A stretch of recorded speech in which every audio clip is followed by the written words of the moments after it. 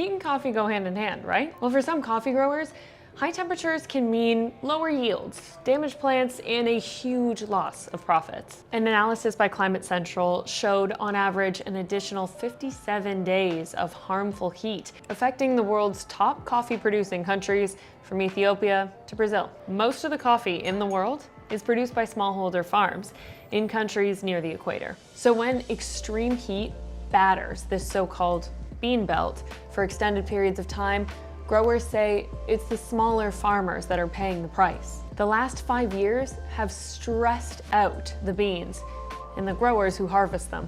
Chilo Fernandez knows his beans. He's a 5th generation coffee grower. He runs his family farm and he runs Treble Co. coffee roasters in Pickering, Ontario. He says that a few years back, he lost 60% of his yield due to heat damage. And that's only some of the climate challenges he's had. Sometimes we get too much sun, so the trees give all the flowers, but then they die because they don't get the right amount of water, like the right amount of rain. When sometimes happen that we get so much flowers and then it just pouring rains for 2 or 3 weeks, and then the flowers just fell off, and then we won't have enough coffee in our harvest. This uncertainty, combined with low yields, can become too much for some growers. You can see the next generations not be interested in coffee farming because of these problems, because if you start going year by year by year and losing and losing and losing, it's going to be a time where we're not going to have coffee producers anymore. And the impact won't just be felt by the coffee growers and producers.